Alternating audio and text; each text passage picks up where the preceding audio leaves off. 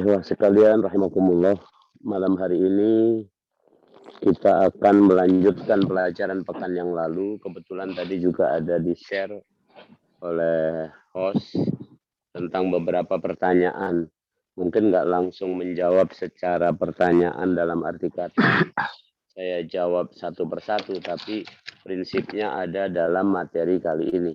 Baik, yang pertama, pelan-pelan kita tadabbur surat Fusilat 41 ayat yang ke-53. A'udzu billahi minasyaitonir rajim. Sanurihim ayatina fil afaqi wa fi anfusihim hatta yatabayyana lahum annahu al-haq. Awalam yakfi bi rabbika annahu ala kulli syai'in syahid. Kami akan memperlihatkan kepada mereka tanda-tanda kekuasaan kami di segala wilayah bumi dan pada diri mereka sendiri, hingga jelas bagi mereka bahwa Al-Quran adalah benar. Tiadakah cukup bahwasanya Tuhanmu menjadi saksi atas segala sesuatu. Sekalian, ayat ini secara gamblang memberitahu kepada kita bahwasanya tanda-tanda kebesaran Allah atau ayat-ayat Allah itu disebut yang pertama adalah semesta dan semua isinya. Kalau di sini disebutkan bumi dan segala penjurunya, horizonnya. Dari bumi kita bisa melihat sampai ke galaksi, kira-kira seperti itu. Intinya semesta dan segala isinya. Yang kedua, manusia, ya, manusia itu diri kita. Dan yang ketiga adalah Al-Quran. Adapun tujuan dari membaca, ini jelas banget perintahnya adalah ya, sanurihim ayatina. Kami akan perlihatkan. Jadi kalau diperlihatkan supaya kita melihat. Melihat di sini dalam arti kata bukan sekedar melihat. Antum kalau melihat sesuatu pasti antum terfikir, kira-kira begitu. Antum melihat sesuatu pasti antum akan ada sesuatu kesan. Nah, itu yang dimaksud melihat. Maka di sini ringkasnya adalah disuruh membaca kita. Tujuan dari membaca ayat-ayat Allah ini, yang tiga macam ini tadi adalah simpulannya satu, beriman. Dan orang-orang yang beriman tadi juga sudah disebut mulai dari surat Ali Imran ayat 184 tadi. Orang-orang yang beriman itu punya dua ciri yang clear, yang jelas, yaitu berilmu dan beramal soleh. Jadi nggak mungkin orang-orang yang sebenar-benar beriman itu tidak punya amal soleh atau tidak beramal soleh. Dan juga tidak mungkin seorang yang beriman itu tidak berilmu. Ya, karena keimanannya itu adalah salah satunya ya lahir dari kepahaman dia tentang hakikat yang mungkin disaksikan, dirasakan, atau difikirkan. Nah, ibu sekalian, jadi ini tiga macam ayat Allah dan tujuan membacanya. Lantas yang kedua, ya, kita lihat yang kedua. Nih, bagaimana kita membaca ayat Allah ini? Tiga macam ayat Allah ini. Saya akan kasih contoh ini. Nanti setelah ini slide yang ketiga adalah mari sama-sama kita berlatih ya. Jadi malam ini kita sekaligus berlatih praktikum lah kira-kira begitu. Oke. Mari kita lihat ya. Contoh, kita baca tiga macam ayat Allah ini. Yang pertama yang kita baca adalah ayat yang ada di semesta alam. Yang ada di semesta alam ini adalah bumi, langit, dan semua isinya. Termasuk isinya di dalam adalah tumbuh-tumbuhan, hewan, dan mikroorganisme. Salah satu mikroorganisme adalah virus. Salah satu virus adalah corona. Salah satu bagian dari corona adalah virus delta dan omikron. Mari kita baca. Oke, ya. Ternyata ilmu pengetahuan memberi kabar kepada kita bahwa varian delta, ya, varian delta punya mutasi kurang dari 5. Ya, kurang dari 5. Tingkat penularannya rendah, tapi tingkat penyakitnya berat. Jadi ulangi, ini hubungannya kira-kira mutasinya kurang dari 5, maka hasilnya adalah tingkat penularan rendah, tapi tingkat penyakitnya berat. Oke. Sebaliknya, varian Omikron itu punya mutasi lebih dari 35. Ya, lebih banyak mutasinya. Ternyata dampaknya apa? Tingkat penularannya tinggi, tapi tingkat penyakitnya ringan. Wah sekalian, tolong camkan ini. Dari sini mungkin antum bisa ambil kesimpulan. Ya, Al-Quran di ayat yang lain, mari kita bayangkan ke surat Al-Mulk, surat nomor 67. Hal tara min futur. Adakah kamu lihat sesuatu yang tidak seimbang, tidak harmonis, tidak adil, tidak bagus? Subhanallah. Thumma rji'al basara karrataini yanqalib ilaikal basaru khasi'a wa huwa hasir. Berulang-ulang kali kamu melihat, kamu mengkajinya sampai kamu lelah, kamu akan dapati simpulan bahwa Allah menjadikan segala sesuatunya imbang. Lihat, varian Delta. Andaikan varian Delta ini juga mudah menular, maka semua orang yang kena akan berat. Dan mungkin rumah sakit nggak akan cukup. Pada waktu kemarin aja yang ketular itu nggak terlalu banyak. Yang terjadi kekurangan oksigen pada waktu bulan-bulan Juni sampai Agustus tahun lalu. Nah, sebaliknya sekarang ini yang ketular subhanallah, Masya Allah, sangat banyak. Ya rata-rata di Indonesia satu hari di atas 50.000 yang kena. Tapi berapa yang berat masuk rumah sakit? Saya kasih contoh. Di rumah sakit Pusri kita merawat 14 orang. Dari 14 itu semuanya itu tidak ada yang membutuhkan ventilator. Artinya semuanya dalam keadaan sedang-sedang saja atau ringan-ringan saja. Nah, seperti itu. Ini lihat, ini kita baca ayat Allah yang di semesta, dalam hal ini mikroorganisme, yaitu virus, Delta, dan Omikron. Oke. Lantas, mari kita hubungkan dengan ayat yang ada pada diri manusia. Yang ada pada diri manusia. Mengapa? Mengapa Omikron gejalanya ringan? Ternyata Omikron hanya menjangkau saluran nafas atas. Saya boleh sampaikan, saluran nafas itu dibagi dua bagian. Yang bagian pertama atas, yang kedua bawah. Yang atas itu dimulai dari hidung sampai laring atau tenggorokan. Hidung sampai tenggorokan itu bagian saluran nafas atas. Adapun bagian saluran nafas bawah adalah bronkus atau cabang paru-paru yang di dada itu sampai ke paru-parunya. Nah, kalau infeksi mengenai saluran nafas atas, maka gejalanya paling kencang memang cuman batuk. Ya kalau hidung jelas pilek ya, pilek, batuk, nyeri tenggorokan sampai di situ saja. Tapi kalau saluran napas bawah itu bisa sampai gejalanya adalah sesak napas. Ya, sesak napas karena dia infeksinya sampai paru-paru. Nah, sekalian, mari kita hubungkan dua hal ini. Tadi ayat yang di alam adalah Delta dan Omikron. Yang di manusia ayatnya adalah saluran nafas kita, ya, bagian atas dan bagian bawah. Ini subhanallah. Delta menjangkau saluran nafas bawah, maka dia berat. Omikron hanya menjangkau saluran nafas atas, maka dia ringan. Subhanallah. Pola seperti inilah yang disebutkan oleh Allah. Adakah kamu melihat bahwa ada sesuatu yang ganjil, yang nggak harmoni, nggak tepat? Semuanya tepat. Maka kemudian, ya, yang ketiga, simpulannya adalah hatta yatabayyana lahum annahul haq. Sampai kita yakin bahwa Al-Quran adalah benar. Kalamullahnya.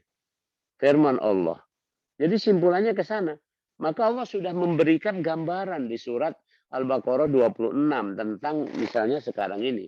Masalah COVID. Innallaha la yastahi ayyadriba mathalan ma ba'udatan fama fawqaha. Allah tidak segan-segan memberi perumpamaan seekor nyamuk atau yang lebih rendah, lebih kecil dari nyamuk. Contohnya mikroorganisme. Perhatikan. Maka simpulannya berbeda ini. Dua macam, dua kelompok manusia berbeda. Orang-orang yang beriman simpulannya seperti apa? Fa'ammal ladina amanu faya'anamuna annahul haqqu min rabbihim. Orang-orang beriman yakin ini adalah ujian dari Tuhannya. Yakin ini. Ini ujian dari Tuhannya, dari Allah. Maka orang-orang beriman kemudian tenang. Jadi siapapun yang dengan pandemi ini dihadapi dengan tenang, sabar, optimis, itu adalah orang yang beriman. Sebaliknya, ya. Wa ammal ladzina kafaru fayaquluna madza aradallahu bihadza mathala. Ya.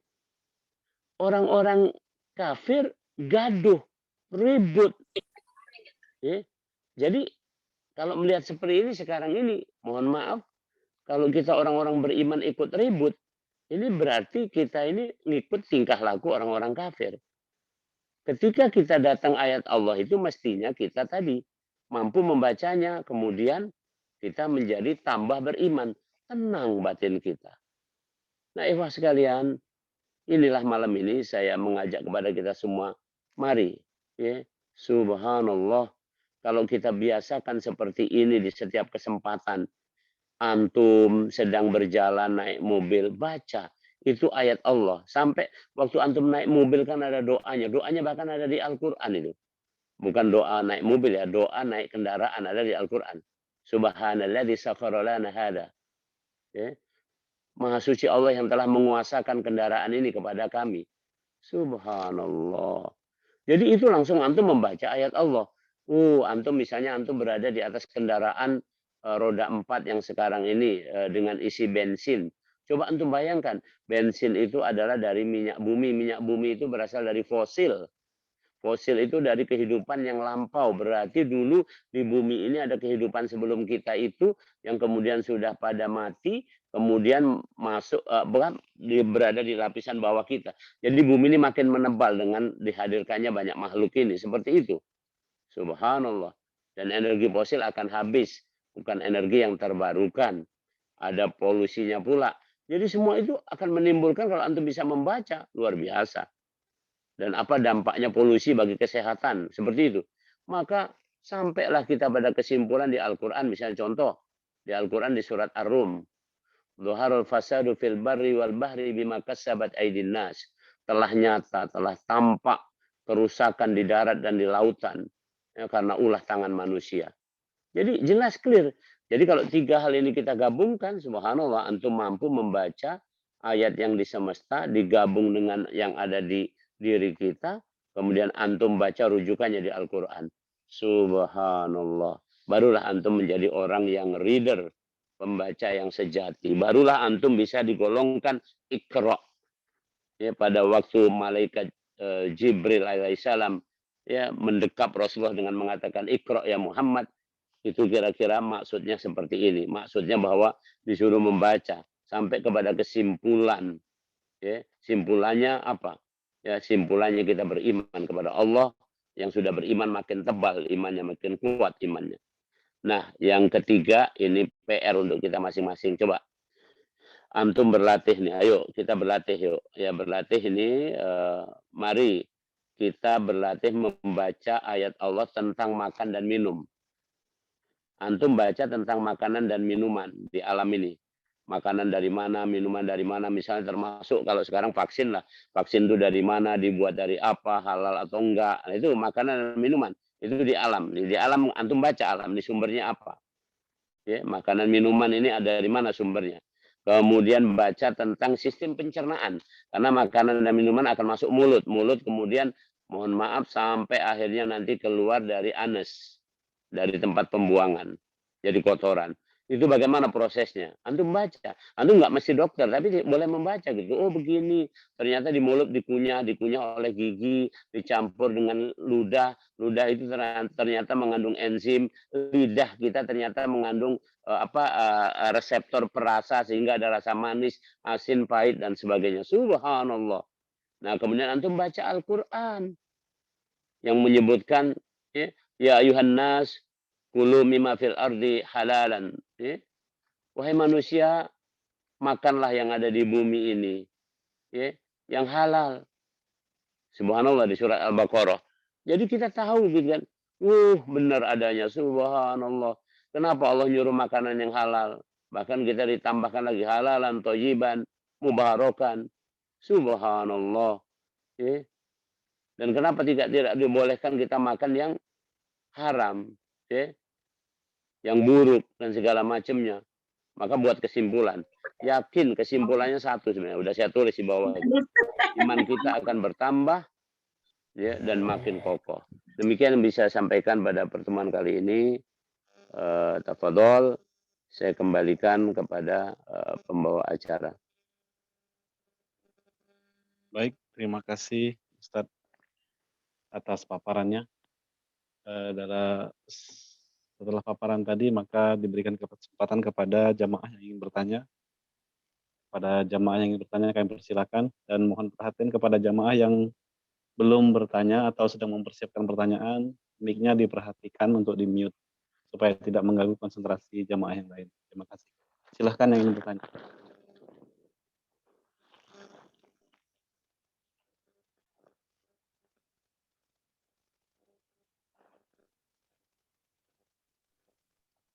Atau mungkin jika belum ada yang bertanya, mungkin Prof izin mengingatkan jika ada yang bertanya melalui aplikasi atau link yang dibagikan, Prof, atau sudah menjawab semua dari materi tadi, Prof?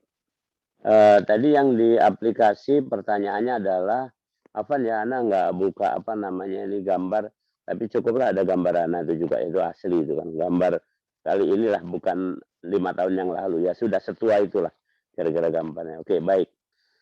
Tadi di aplikasi atau di tadi yang bab kita itu tadi pertanyaannya tentang Quran dan kedokteran, kira-kira itu sudah Ana jawab ya. Al-Quran bukan kitab kedokteran, tapi bahwasanya Al-Quran memberi isyarat pada semua ilmu, itu jelas. Oke, itu sudah Anda jawab itu tadi contohnya. Yang kedua tadi tentang ada yang bertanya tentang kehalalan misalnya vaksin dan segala macamnya.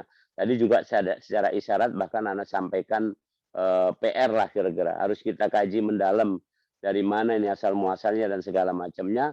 Tapi nanti dihubungkan 3 hal. Ayat yang di semesta pada diri kita gabung dengan yang ada di Al-Quran. Nah, sudah simpulannya akan mantap kalau seperti itu. Yang lain-lain ya pertanyaannya masih seputar itu. Kira-kira sudah menjawab semua, Taufik. Baik, Prof. Oke, baik jamaah, jika ada yang ingin ditanyakan, kami persilakan.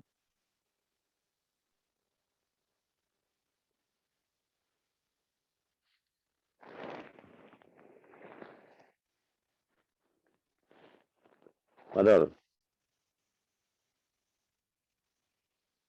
Apa masih merenung latihan tadi, yang makan minum tadi? Nanti dilatih tempat yang lain juga ada pertanyaan-pertanyaan lain. Antum isi sendiri. Itu sudah Anda kasih template namanya, cetakan. Jadi antum tinggal ngulang aja belajar. Itu pentingnya kita pertemuan seperti ini, belajar sama-sama ini. Saya mendapatkan itu dari para guru-guru, dari kajian-kajian ilmiah, maka saya sampaikan kepada antum semua. Seperti itu, jadi kira-kira ayat Allah di semesta apa, hubungannya dengan ayat Allah yang di badan kita macam mana, dan bagaimana rujukannya di Al-Quran. Nah, 3 hal ini dapat, subhanallah, ketemulah kita sudah tadi. Tadi anak sudah kasih contoh kepada antum misalnya tentang Omikron dan Delta. Omikron dan Delta dihubungkan dengan saluran nafas. Kemudian dihubungkan lagi dengan yang di Al-Quran adalah Al-Baqarah 26. Kan seperti itu. Jadi intinya semuanya selalu ada jawaban. Nggak mungkin nggak. Ilmu Allah meliputi semuanya.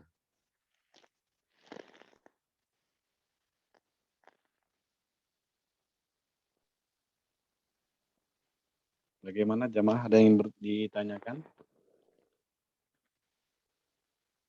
Izin Prof. Betul. Tentang PR tadi tuh, Prof ya. Misalnya yang pertama membaca tentang makanan dan minuman, lalu dilanjutkan dengan membaca Al-Quran tentang makanan dan minuman. Misalnya bertemu dengan ayat yang na'udzubillahi minasyaitonirrajim, kulu washrobu wala tusrifu innallaha la yuhibbul musrifin. Makan dan minumlah dan jangan berlebihan. Nah, jadi maksudnya kesimpulannya tuh berarti makanya nggak boleh berlebihan gitu. Sehingga menarik kita kepada arah bertambahnya keimanan terhadap Al-Quran misalnya gitu. Seperti itu mungkin, Ya. apa Prof ya? Iya, jadi begini. Antum lihat dulu ya. Al-Quran mengatakan kulu washrobu. Silahkan makan dan minum. Jadi makan minum bukan dilarang, bahkan dipersilahkan. Ya. Tapi Allah memberi note, memberi catatan. Wala tusrifu. Jangan berlebih. Berlebih yang dimaksud ini antum kaji. Apa yang dimaksud berlebih? Ayat yang ada di alam apa yang dimaksud berlebih ini? Yang di alam. Contoh, di alam. Makanan kalau berlebih berarti jumlahnya banyak. Karena itu, kalau kita makan ya secukupnya untuk kita. Maka ukuran kesehatan ada namanya ukuran kalori. Orang-orang yang sedang sangat aktif, orang-orang usia produktif, usia 19 tahun sampai usia pensiun, anggaplah 60 tahun, usia 19 sampai 60 tahun itu membutuhkan kalori 2.500 kalori untuk dia bisa bekerja dengan optimal. Ya. Sebaliknya, orang-orang yang sudah di atas 60 tahun itu cuma membutuhkan sekitar 1.900 kalori. Jadi ada perbedaan. Jadi kalau kita misalnya mohon maaf ini, ya mohon maaf ini, ada orang yang lebih dari kalori itu berarti dia berlebihan. Sesungguhnya gitu. Itu sampai sedetail itu.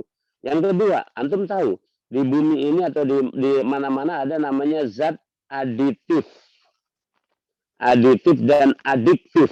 Itu juga berlebihan. Ya. Aditif adalah zat tambahan, contoh pewarna. Nah, luar biasa itu. Banyak makanan yang diwarnai pakai pewarna kain gitu, karena katanya murah katanya ini. Masya Allah. Jadi warna-warna apa?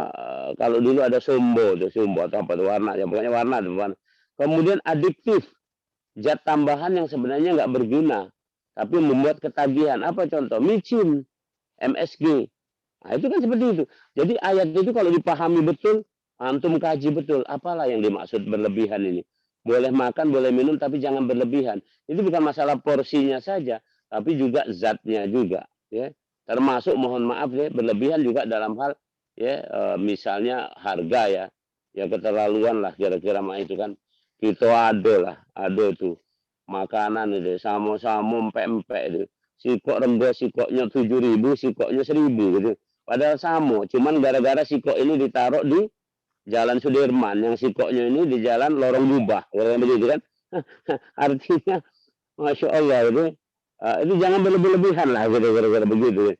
Ini seperti itu. Kalau disadari semua itu, subhanallah, yakinlah kita akan menjadi ya, yang disebutkan oleh Rasulullah itu pada semua aspeknya. Misalnya Rasul mengatakan mukmin yang kuat lebih dicintai dari mukmin yang lemah. Maksudnya kuat sehat itu lebih dicintai. Jadi kalau memang betul-betul mengamalkan sebagai seorang mukmin yang mampu membaca 3 ayat Allah ini tadi, maka akan sehat. Itu baik. Jadi kita ini yang ribut-ribut ini sekarang ini kita ribut tapi tidak kembali kepada aslinya dari kita punya sendiri, yaitu Islam dengan segala katakanlah terang benderangnya ini. Demikian. Terima kasih. Assalamualaikum warahmatullahi wabarakatuh. Tanya. Waalaikumsalam warahmatullahi wabarakatuh. Ya, Bib.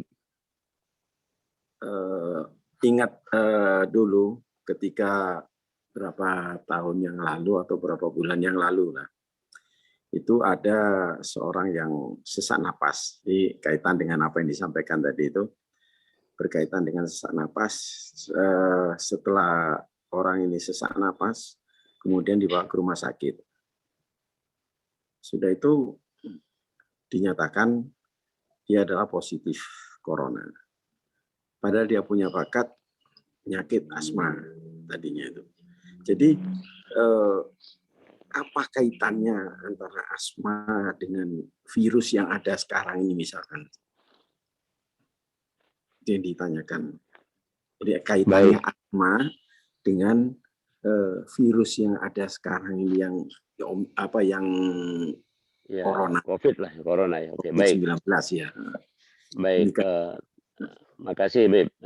Untuk kita semuanya, tolong hati-hati. Saya sampaikan, saya sebagai dokter, profesor, gurunya dokter, nangis ini. Terus terang nangis. Antum menanyakan ini anak buka saja, tapi ini bukan untuk buka aib ya, tapi mengerti ini. Maka memang dokter itu harus mumpuni ilmunya. Dokter itu harus mumpuni ilmunya. Tadi saya sampaikan bahwa saluran nafas atas itu dari hidung sampai tenggorokan. Hidung sampai tenggorokan. Itu kalau terjadi apa-apa gangguan di sana, nggak mungkin sesak napas. Dalam bahasa Inggrisnya disebut sebagai airway. Itu hanya hambatan pada keluar masuknya udara, seperti itu. Tapi tidak akan sesak. Nah, yang disebut sesak adalah kalau itu mengenai saluran napas bawah. Saluran napas bawah dimulai dari bronkus. Bronkus itu adalah saluran kayak selang, tapi belum masuk ke paru-paru. Bronkus itu di selang, tapi belum masuk ke paru-paru. Bronkus ini agak besar, ya kira-kira mungkin kalau dilihatkan itu lebarnya bisa sampai sesenti lebih dikit lah ya. Lebar lubangnya itu seperti itu. Nah, kemudian paru-paru dalam bentuk kantong-kantong. Nah, yang dimaksud sesak apabila kena dua bagian ini, bronkus atau paru-paru. Oke. Dan COVID, nah ini ditanyakan di corona. Corona itu mengenai bagian paru-paru yang menyebabkan sesak. Tidak mengenai bagian bronkus. Asma itu kena di bronkus. Nah itu, perhatikan. Asma kena di bronkus. Makanya asma bunyi sesaknya adalah sesak ketika napas keluar, bukan ketika napas masuk. Kalau paru-paru pada waktu napas masuk. Jadi begini, kalau kita tarik napas, itu nggak akan sesak orang asma. Tapi begitu keluar akan bunyi. Nah, seperti itu. Nah, mohon maaf, tadi yang anak nangis tadi begitu. Ada dokter yang nggak tahu seperti ini, maka dia mendiagnosis tadi ini adalah COVID. Yang kira-kira begitu, sesaknya COVID. Ini kalau bahasa agak kasar hitam putih ya fatal. Berarti dia sudah salah dalam mendiagnosis. Kira-kira seperti itu. Ya, ya ini harus kita sebagai dokter tuh bisa nangis ya. Ana punya pengalaman ya. Suatu saat waktu itu sekumpulan dokter kami tidak berhasil menolong orang yang mengalami keracunan. Orang itu wafat, nggak terkejar. Kami sudah benar. Diagnosisnya sudah tepat, penanganannya sudah tepat, tapi kecepatan kami kalah dengan kecepatan racun yang masuk ke dalam tubuh dia itu. Itu aja rasanya penyesalan. Kenapa nggak lebih cepat lagi gitu gara-gara. Ya, kita nggak berdebat bahwa orang itu terlambat dibawa, bukan, tapi kenapa di depan kita kok kita nggak lebih kenceng lagi, kira-kira begitu. Apalagi kayak gini kasusnya. Jadi kalau mau ditanya hubungannya, sebenarnya kalau didiagnosis benar-benar kena penyakit COVID itu adalah kalau yang kemarin zaman Delta berarti kena di paru-parunya. Itu dengan ronsen ada gambaran yang bercak-bercak kotor di paru-paru. Kalau di ronsen tidak akan kelihatan yang penyempitan di di bronkus pada asma itu.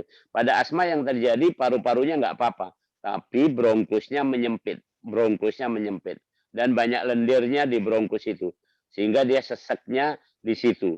Sesek pada waktu napas keluar, bukan pada waktu napas itu masuk. Nah, sementara zaman sekarang ini misalnya COVID-nya Omikron ini itu nggak sampai ke sana. Jadi contoh misalnya ada berita tuh, ini berita memang tanda kutip sedikit banyak kayak dipaksakan. Ya, termasuk di Sumsel katanya. Sudah ada yang meninggal tuh. Di RSMH ada satu, di Fatimah ada satu, dua-duanya rumah sakit pemerintah. Ya berani klaimnya begitu. Saya boleh nyatakan kalau di Brusili saya bilang nggak ada hubungan. Saya sekarang lagi merawat itu bahkan bibi saya sendiri. Bibi saya sendiri sekarang saya rawat itu kemarin kami periksa positif COVID-nya. Positif COVID-nya. Tapi dia masuk dengan jantungnya itu payah, udah tua. Artinya kalau bahasa saya namanya chronic heart disease, CHD. CHD itu bahasa Palembangnya jantung tua. Ya jantung tua mah itulah kira-kira. Nah jantung tua itu gambarannya juga ke paru-paru ada seperti gambaran sesek napas di paru-paru. Tapi ini clear masalah jantung. Nah adapun COVID-nya ini adalah COVID Omicron adalah ringan. Saya tidak mendiagnosis ini sebagai COVID, tapi tetap sebagai penyakit jantung. Kira-kira begitu. COVID tambahan nyobain. Nah itu kira-kira nak hati-hati mah itu. Jadi tadi Habib menanyakan itu tadi kira-kira asma itu sebenarnya bukan COVID. Jadi apa hubungannya? Nggak ada hubungannya. Hubungannya COVID itu di paru-paru atau kalau sekarang zaman sekarang adalah di atas, yaitu mulai dari hidung sampai di tenggorokan saja. Ya tidak di bronkusnya itu. Ya seperti itu. Demikian. Syukron. Sama-sama. Terima kasih Habib Abdurrahman atas pertanyaannya dan Prof. Yono atas jawabannya. Jamaah yang lain jika ada yang ingin bertanya kami persilakan, masih ada waktu. Assalamualaikum Ustadz. Waalaikumsalam. Betul. Maaf Ustadz, agak di luar ini. Kan Ya. sebagian besar vaksin itu yang salah satu penyebabnya tidak halal itu katanya bahan bakunya dari babi itu Ustadz ya. Nah, kenapa tidak ini gitu ya, kecenderungan orang itu bikin bahan bakunya dari babi bukan dari binatang lain yang sifatnya halal gitu, kayak dari sapi atau apa gitu. Itu penyebabnya apa mesti memilih babi itu Ustadz? Itu aja mungkin Oke. pertanyaan. Baik, pertanyaan sangat bagus. Itu jawabannya kita orang Islam harus nangis semua, termasuk anak nangis ya. Anak nangis duluan. Kenapa? Karena anak tahu. Jawabannya gini, hewan yang homologi itu cocok. Homologi itu cocok. Hewan yang homologinya lebih dari 80% dengan manusia adalah babi. Ya, adalah babi. Ini mungkin kita harus kaji mendalam, gabung antara dokter, ahli tafsir, ya, ahli ilmu yang lain. Kenapa Allah mengharamkan babi itu? Gara-gara seperti maksudnya mengharamkan itu sebenarnya nggak usah ditanya. Kalau Allah mengharamkan ya haram aja gitu. Tapi maksudnya apa ibroh balik itu gara-gara. Tapi secara medis ini sudah disimpulkan gini. Kenapa dipilih babi? Karena homologinya di atas 80%. Bahasa mudahnya gini, Pak Elan dan semuanya, kecocokannya itu di atas 80%. Antum bisa bayangkan, kecocokannya lebih dari 80%. Jadi misalnya gini, kemarin terakhir jantung manusia diganti jantung babi, itu langsung cocok di atas 80%. Penolakannya hanya 20%. Ya kalau itu pemilu kan menang, menang mutlak gitu kan, 80%. Gara-gara begitu. Nah itu. Nah, manusia itu cenderung relatif, mohon maaf, ingin mudah. Ada di Al-Quran itu kan. Ya. Kalau perjalanannya adalah dekat, ya, mudah mereka mau ikut. Tapi kalau jauh dan susah, mereka nggak ikut. Kan gara-gara seperti itu. Jadi ada bahasanya pengen mudah. Mudahnya itu baik. Ya. Monyet dan sekalipun yang lainnya itu nggak seru, nggak homologinya masih di bawah manusia. Tapi yang homologi betul ini babi. Itu oke. Itu alasannya. Nah, tapi ada nggak gentinya yang halal, yang insya Allah inilah yang perlu dilakukan. Seperti sekarang ini kita pun nggak menguasai ini atau belum menguasai ini. Kita kemarin sudah mulai ada menguasai ini, tapi kemudian bangsa Indonesia sendiri para pemimpinnya nggak yakin.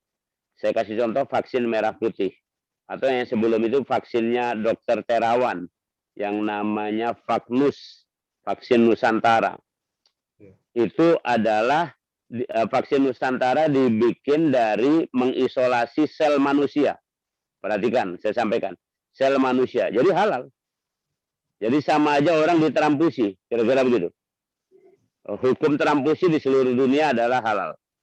Trampusi darah. Kira-kira begitu. Jadi sel manusia namanya sel dendritik. Sel itu dimodifikasi oleh Dokter Terawan dan teman-teman.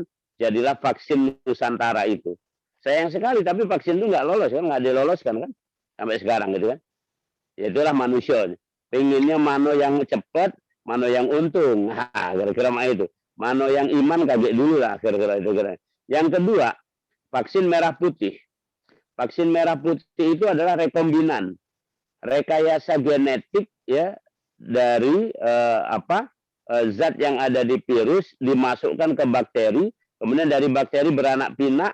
Jadilah zat yang namanya ya vaksin merah putih itu. Kira-kira begitu. Namanya rekombinan. Itu halal banget. Contoh yang rekombinan yang sekarang halal itu adalah insulin. Insulin sebelum tahun 90 itu dari babi. Insulin babi disuntikkan pada orang kencing manis. Apa boleh buat? Tapi setelah tahun 1990 ada insulin rekombinan. Itu insulin yang dibuat dari DNA manusia dimasukkan ke bakteri. Halal banget itu, clear. 100% sama dengan zat kita. Subhanallah. Jadi seperti itu kira-kira.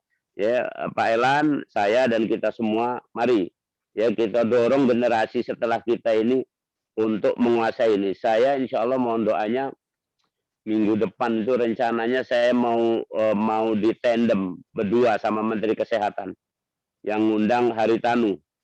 Jadi Haritanu jadi moderatornya, yang diskusi saya sama Menkes itu beradu. Nanti kalau memang itu betul-betul terjadi saya share itunya. Sekarang belum bisa di-share.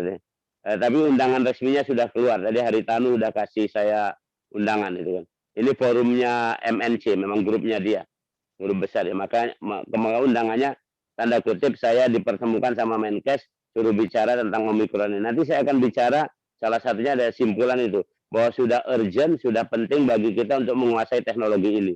Jangan teknologi ini diserahkan sama orang lain. Akhirnya orang lain itu semena-mena berbuat itu tadi. Ya kalau orang kafir, cara orang kafir. Kan mereka nggak tahu halal. Nggak tahu yang halal haram. Ya, semuanya dihantam aja gitu kan. Seperti itu. Ya, jadi kalau kita kan tahu semua tentang hal ini. Kita tahu akhlak, tahu adab dan segala macamnya. Demikian. Terima kasih Ustaz. Sama-sama.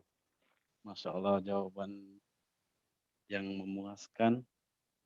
Waktu sudah pukul 20.55, mungkin sudah saatnya kita mencoba menarik kesimpulan, Prof ya. Izin Prof ya. Silakan. Dari awal mengaji tadi, ada Prof menyebutkan surat Al-Muluk, bagaimana kita harus mengulang dalam memperhatikan ayat-ayat Allah, dan bisa dipastikan bahwasanya ayat-ayat Allah itu tidak ada yang cacat. Kemudian kejadian-kejadian ini menggiring kita pada satu kesimpulan bahwasanya jika kita beriman maka kita akan bertambah keimanannya dengan apa yang Allah berikan permisalan ini. Dan sementara orang kafir akan justru menjadi gaduh dengan apa sih, mereka bertanya malah apa sih yang dikehendaki oleh Allah. Itu yang disimpulkan dari surat Al-Baqarah tadi. Selanjutnya tadi ada pertanyaan tentang PR membaca makanan dan minuman yang halal, menarik kesimpulannya seperti apa. Lalu pertanyaan kedua tentang jawabannya tentang bagaimana perbedaan asma dan corona itu ada di saluran bronkus dan perbedaan juga dengan paru-paru. Jika bronkus itu terjadi pada asma, sesaknya adalah pada saat menghembus, sementara corona sesaknya pada saat menghisap. Adapun yang ketiga, tadi pertanyaan dari Pak Elan, mengapa vaksin harus dari babi? Ternyata itu adalah pilihan manusia itu sendiri yang justru mencari jalan yang lebih mudah, yang halal, dan yang mudah mana yang menguntungkan, sementara yang halal dan tentang iman itu nanti dulu. Itu saja Prof yang bisa saya simpulkan selaku MG. Mohon maaf atas segala kekurangannya Prof. Ya, sama-sama. Baik, jamaah sekalian, semoga majelis ini berkah dan mari kita doakan semoga apa yang Prof sampaikan tadi menjadi titik perubahan agar semua muslim, agar semua ilmu teknologi ini dikuasai semua oleh muslim dan sehingga Islam kembali jaya. Amin amin ya rabbal alamin. Semoga undangan tersebut Allah mudahkan untuk Prof datangi, Allah mudahkan, Allah hilangkan kekeluhan di lidah, Allah lapangkan dada Prof dan lain sebagainya. Amin amin ya rabbal alamin. Baik para jamaah sekalian, marilah kita tutup majelis ini dengan lafaz hamdalah. Alhamdulillahirabbil alamin. Doa kafaratul majelis.